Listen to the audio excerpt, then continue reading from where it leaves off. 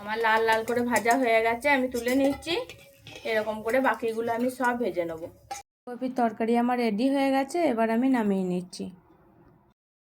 নমস্কার সবাইকে, আমার সারাদিনের টুকিটাকি চ্যানেলে আপনাদের সবাইকে স্বাগত। আজ আমার দুটো রেসিপি আছে, একটা ফুলকপির তরকারি আর একটা চাল কুমড়ো পাতার বড়া। আমি এবার এই আলু আর ফুলকপি ভেজে নেব। আমি ফুলকপিটা একটু হলুদ মাখিয়ে রেখে দিয়েছিলাম।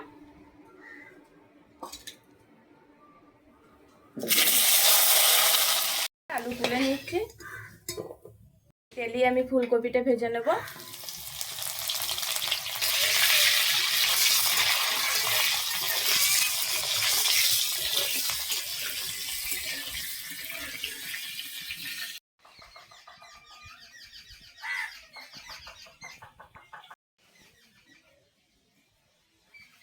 ফুলকপি রেসিপিটার জন্য আমি এখানে মশলাটা তৈরি করে নিচ্ছি। এটা টমেটো পেস্ট, কাশ্মীরি লঙ্কা, জিরে গুঁড়ো দিচ্ছি, আমি কাঁচা লঙ্কা বাটা, আদা বাটা, এটা আমি দিয়ে দিয়েছি চীনা বাদাম বাটা। এটাকে আমি একবারে পেস্ট করে নেব, দিয়ে তেলের ওপর দেবো। ফুলকপি ভাজা হয়ে গেছে, ফুলকপি তুলে নিচ্ছি।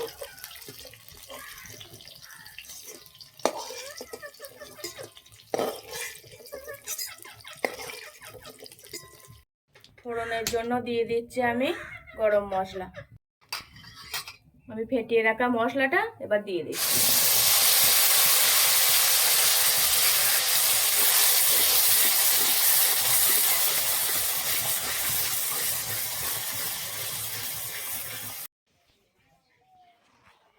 দিয়ে দিচ্ছি আমি পরিমাণ মতন লবণ, দিচ্ছি অল্প পরিমাণ চিনি।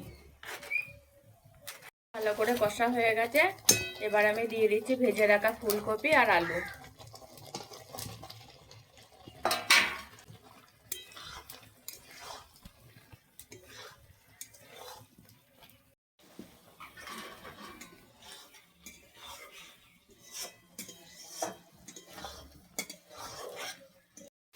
মশলা থেকে আমার তেল ছেড়ে গেছে, এবার আমি জল দিয়ে দেবো।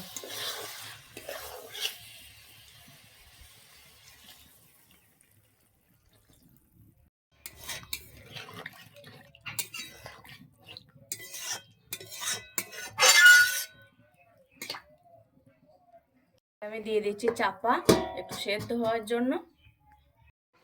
এই ব্যাটারটার জন্য নিয়ে নিচ্ছি আমি নুন আর একটু কাঁচা লঙ্কা বাটা। লঙ্কা বাটা বেশি দিলে ঝাল হয়ে যাবে, খেতে ভালো লাগবে না। দিয়ে দিচ্ছি অল্প পরিমাণ হলুদ।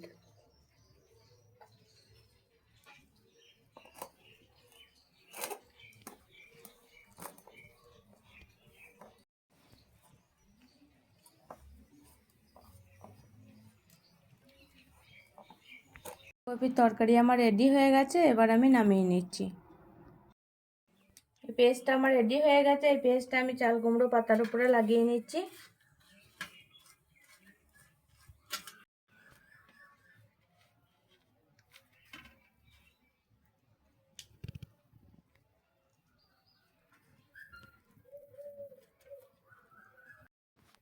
এই যে দেখুন, এইটা আমি রেডি করে ফেলেছি। আমি এরকম করে সব পাতাগুলো লাগিয়ে নেব।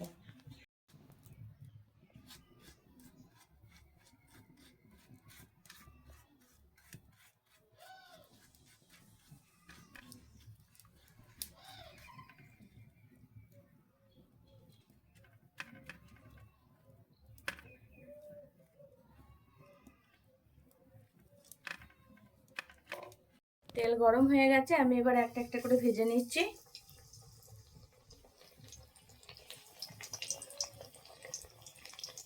আমার লাল লাল করে ভাজা হয়ে গেছে, আমি তুলে নিচ্ছি। এরকম করে বাকিগুলো আমি সব ভেজে নেব। বাকিগুলো সব আমি এরকম করে ভেজে নেব। ভিডিওটা ভালো লাগলে লাইক করবেন, কমেন্ট করবেন, ফলো করে পাশে থাকবেন। আর দুপুরের থালিটা যদি এরকম হয় কেমন হবে বলুন তো, কমেন্টে যেন অবশ্যই জানাবেন।